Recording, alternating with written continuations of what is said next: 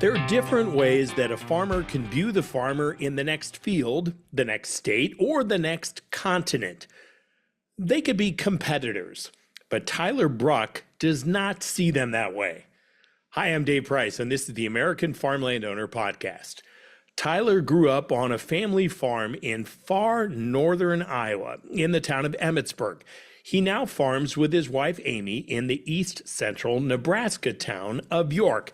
He's also the co-founder of Boa Safra Ag. We're going to get into how and why he chose Boa Safra as his company's name in a bit.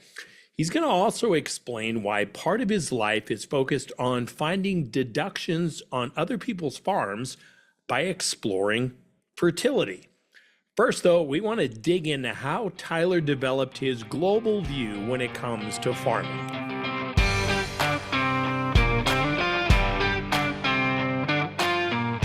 I'd like to start by, you grew up in Emmitsburg, small town, far northern Iowa. And I'm curious, as a kid, did you ever think that you would travel globally like you have? No, absolutely not. I grew up in a farm family, farm still in the family. My oldest brother runs it. Grew up doing everything every other farm kid has ever grown up doing, working all summer and fall and spring and everything like that. And you know what, I think when I was at Iowa State, I one day was reading an article about people that had started farming in South America, and I thought that's pretty intriguing, something we ought to look into.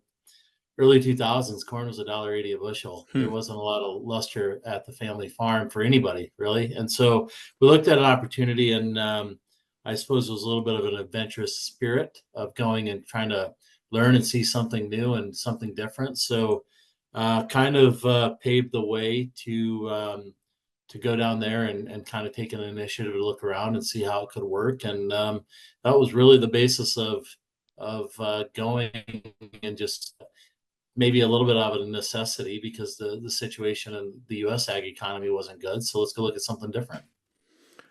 Can you even list how many countries where you've been? I've actually, through that, I've done consulting work in 15 countries on 4 different continents. So it really was a catalyst for other opportunities to look and look at other properties. My brother spent 7 years in the Ukraine managing a large-scale farming operation from planting to harvesting and everything in between, and then was on to Canada and other places. So, by kind of getting a global perspective, it obviously opened up some opportunities to look at other things in other places because we had a little bit of a different insight and knowledge, just because we got to go experience different things and see different things that, you take an Iowa farm kid that has got to see things kind of on a global perspective, but understanding really how ag economics work, just opened up other opportunities. You got to see different things. So, there's probably more than once where you wonder when you're in a foreign country somewhere without a lot of luxuries that you grew up with, thinking, what the hell am I doing here? But obviously, it's always easier to look, wondering what's going to be in front of you. And it's easier to look back and say, what did I give up or what am I missing? But, you kind of, as time goes on, you start to look back and realize that those experiences were some of the most valuable things you ever have done in your career or your life. And that's really just helped the opportunities ahead of you.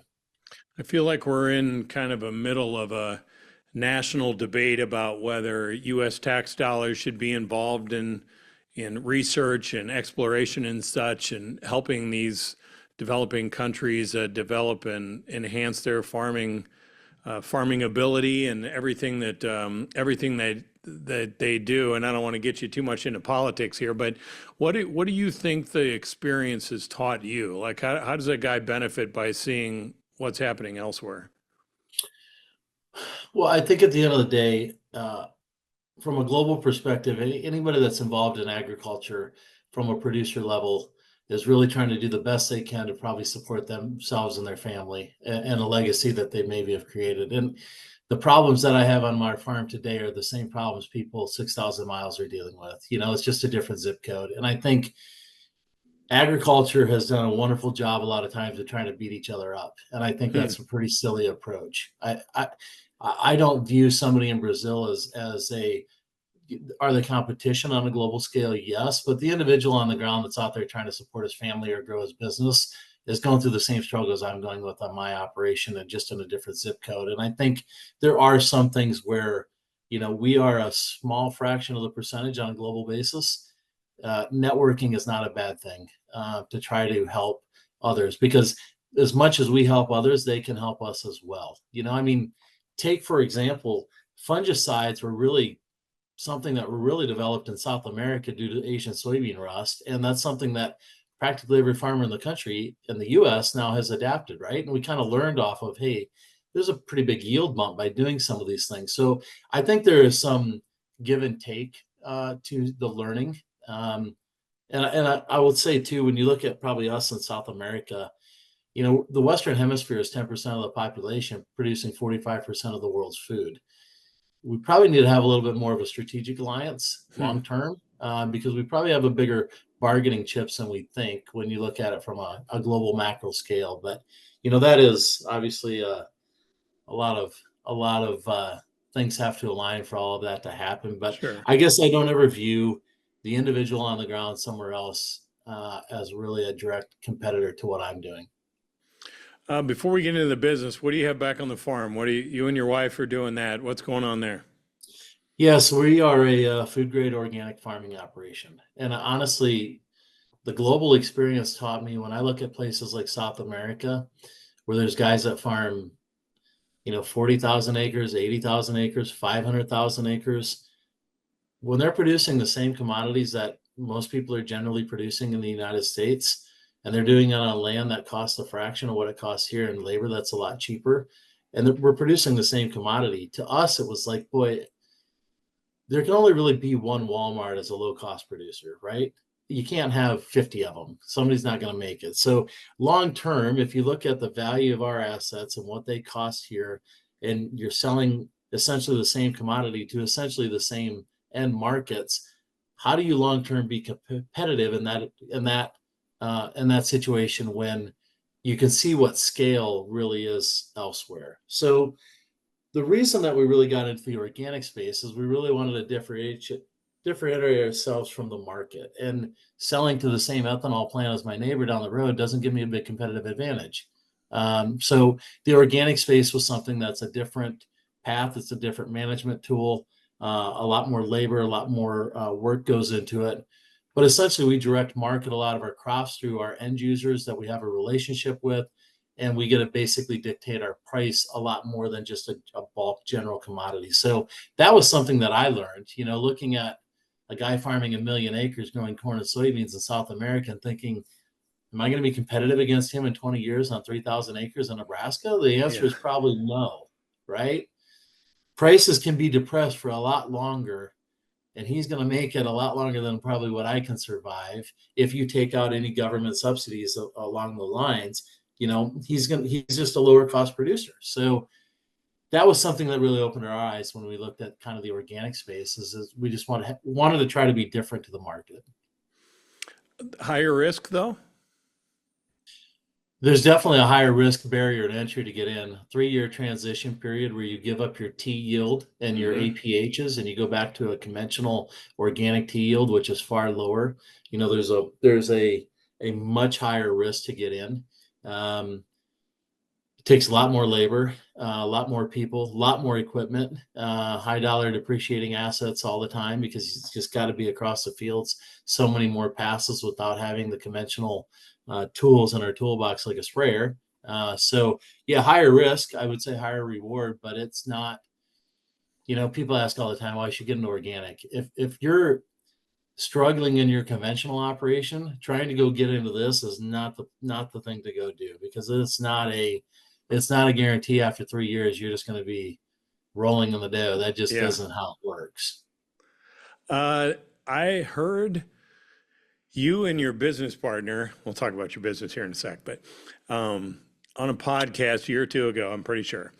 And I think it was your partner that brought this up. So I don't know if it's only in his operation or you have it as well, but these higher protein chips Is that Yep. just your partner or is that you too?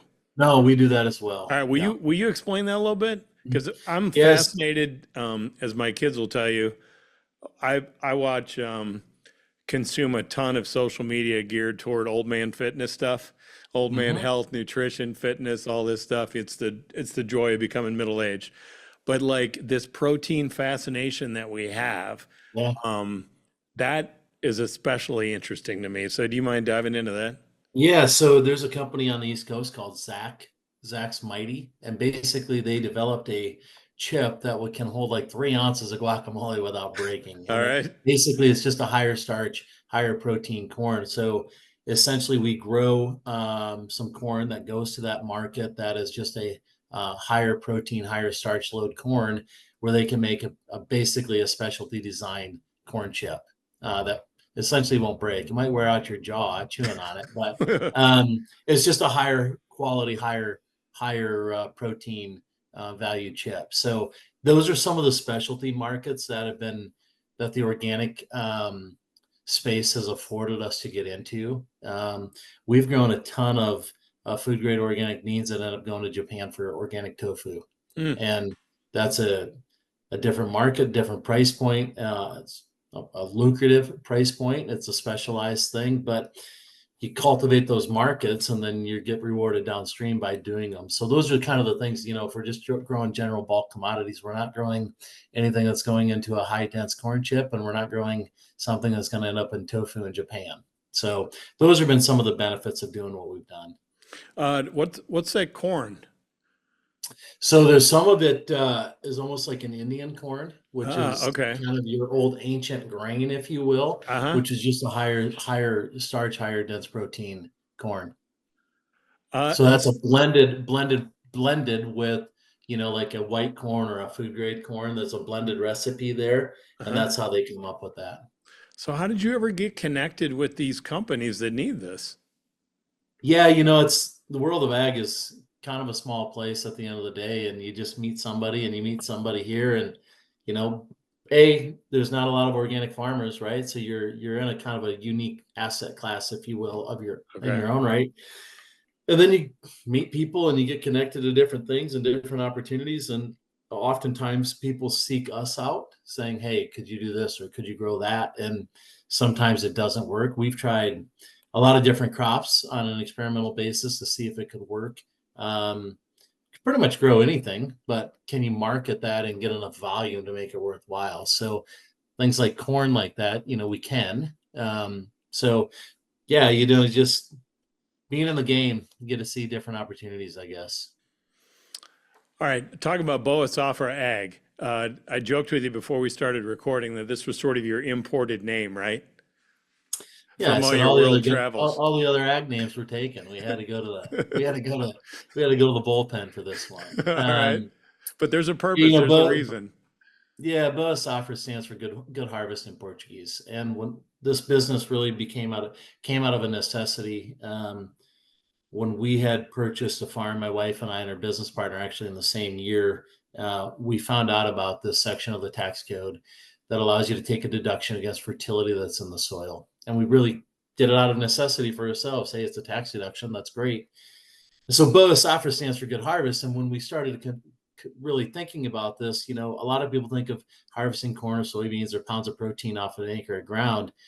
But there's an ancillary value sometimes with harvesting, and it's not by running a combine across the field. It's other ancillary revenue streams, whether it's wind, solar, or something like that. And this is another one of those. It's just in the form of a tax deduction that comes out of those acres. So harvesting hidden tax deductions is essentially what we do working with growers. So Boa Safra kind of played into that as good harvest, and so that's how the name became, and it's a unique name that most people don't forget because it's not a generalized ag this or ag that. It's just something that kind of stands out. Bruch Ag didn't work for you? No, no, it just didn't have the ring to it. Will you deep dive in a little bit on the how the deduction aspect works when you're talking fertility? Yeah, I mean, think about it this way: when you acquire an asset, if it's been pattern tiled, there's an asset there that you can go right off, or if it's Sure. got a pivot on it or an irrigation well, those are essentially depreciable assets within the asset itself. fertility is something you can't see, touch, or feel, but it's there. Everybody knows that it's there. And what we do through soil testing is determine what that value is, that plant available fertility that's out there. And then essentially it's like a cost segregation study. We go in and we break down pounds per acre of those nutrients or those elements and what the values are per pound. And then there's a lot of calculations that go into what's out there, what the withholding factors are for the ground, et cetera. But essentially, it generates a value that comes out on a per acre value. The national average is around $1,700 an acre.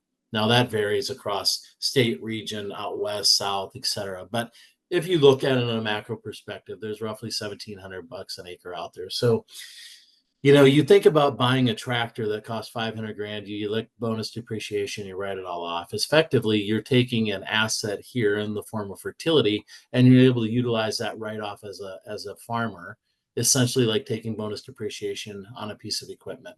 Except it doesn't cost you $500,000 like a tractor would that depreciates the day you get it home.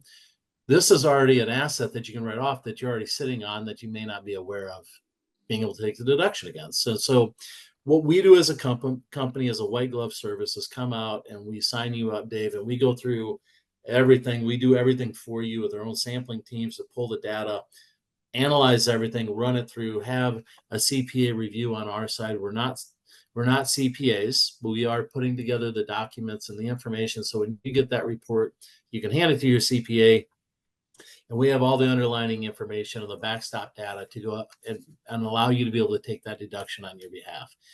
So it's a extremely valuable tool. It costs $40 an acre for the services to come out and do this. But let's just take simple math. If you have a $1,500 deduction and you get and you're in a 33% tax bracket, right? That's a $500, call it cash savings. If it costs you $40, it's a 12.5 to 1 return on your investment. That's a pretty big hit. I always joke if this jug of Gatorade here I sold was a biological and it cost $40 and you made $500 by using it, we would be $1 trillion company today, right? I mean, everybody would say, "Oh my God, that's great." Yeah. Well, that's effectively what the value is. The value proposition to the client is that. And so what we do as a company is we do that work, A to Z, white glove service, and we really work hard to do the education piece to CPAs, bankers, landowners, of course, to just make them aware that this is out there. Now, maybe it doesn't fit for everybody. Maybe it's not right. But for the vast majority of people, farmers, in a sense, like tax deductions. We all know that. And I joke because I am one. But we're always looking for something that we can put in our toolbox and use. And this is a very economical way that pays a hell of a return by utilizing this and taking this deduction. Correct me if I'm wrong. I got to remember my math, but I think in your illustration you were talking about, was it like 2000-ish? Was that when you got out of college and started traveling around? Do I have my dates right? Yeah. Yep. Okay. So you talked about $1.80 corn, whatever it was back then. It's not like corn growers are rolling in it these days. So I would assume there's kind of enhanced interest in this concept of finding these additional deductions. Yeah, absolutely. I mean, you don't have to necessarily, I think sometimes you could say, hey, $1.80 corn in 2000s and $4 corn today, that's probably the same value, right? It's probably the same number, except everything costs 10x more on regards to everything, right? Yeah, but a lot of times guys in the production ag are deferring income, or they're buying things they necessarily don't need because they are trying to mitigate a tax liability. This allows you very economically to either take that income in and pay off your operating note.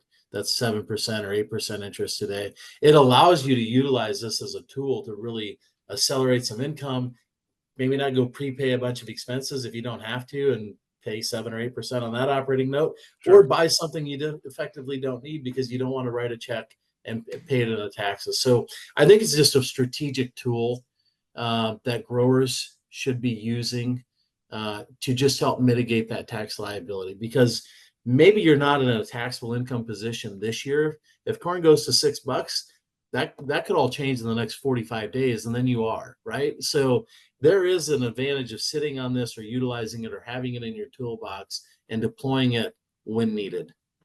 So how does this concept vary by state? Because you're pretty much all over the place, right? Don't you go about everywhere? Yeah, we're in 41 states right now. Um, effectively, every state is a little bit different in terms of what's there for a value. Yeah, You look at Iowa and $20,000 farm ground today, or you look at Montana and $2,000 an acre farm ground. There's still a fertility value out there, right? The deduction is going to lower your basis. That's where the deduction comes from. So, that $20,000 farm ground, if you have a $2,000 deduction, your new basis is 18 grand, right? If you have $2,000 ground and running cow calves on or something or alfalfa in Montana, maybe your basis is $1,000 after you pull that deduction down. But uh, effectively, there is a fertility value that we have found anywhere and everywhere.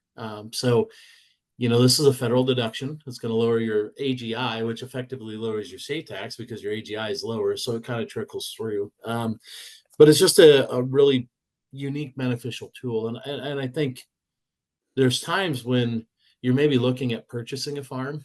And look, I don't think it's a real shocker to anybody or any listeners out there that the economics of buying land don't usually stand alone. And you buy a farm and it can stand on its own 2 feet. sure. But when you're buying something, if you can take a deduction off of that value, that's a pretty big.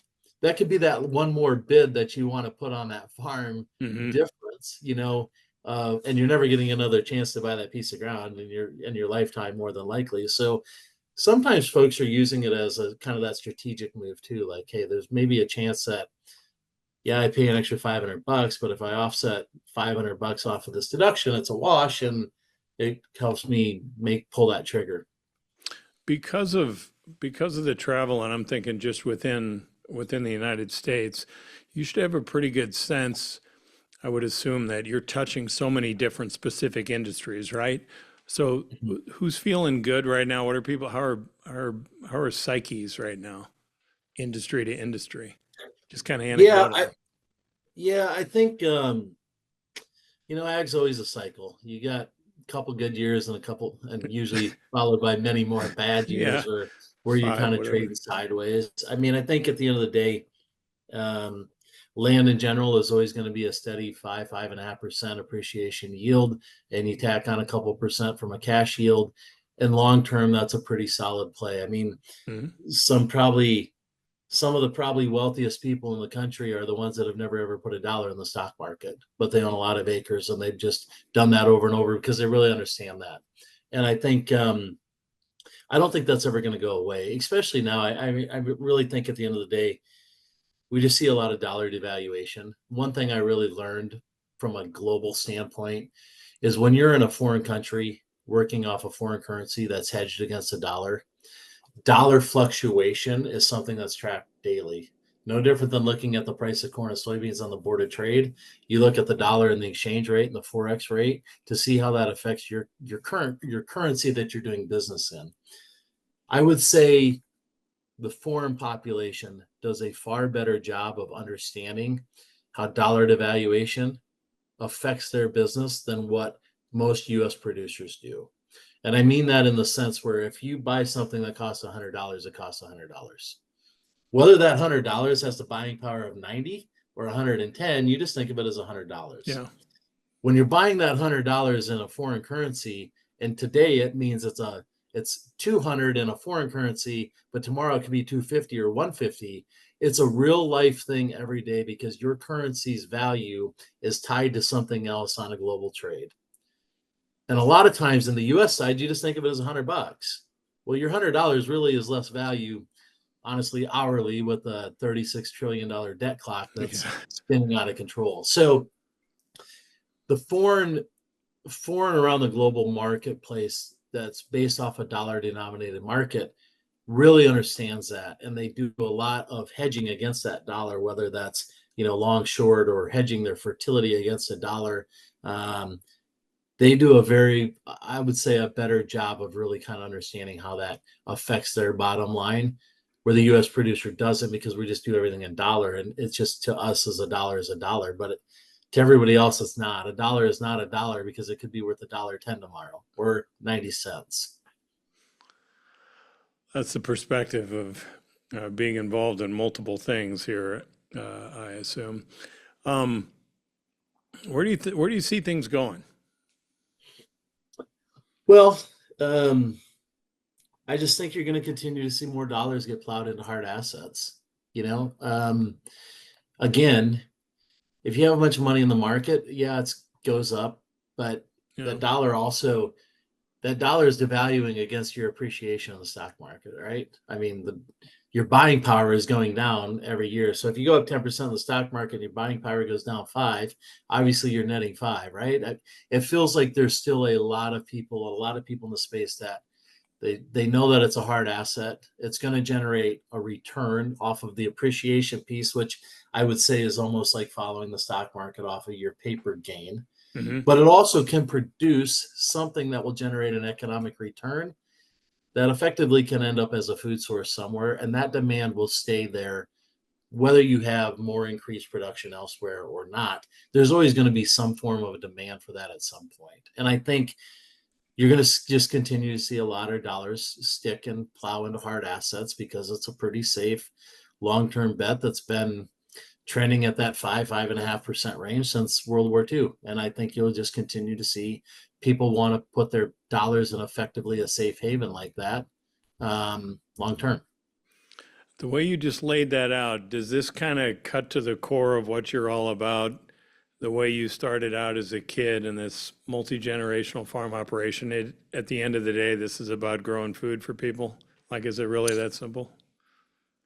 Yeah, I mean, I think at the basis of what we're doing is we're growing a commodity that is used for a food source somewhere, or a fuel source, Yeah. of course. But effectively, that's agriculture is probably one of the oldest businesses since ever, right? I mean, people have been growing food for a long time. Right. That's a simplistic view of it. Agriculture obviously is a complex business. There's winners and losers every day in it, and I think a lot of times we often hear the phrase, the farmer's not doing well.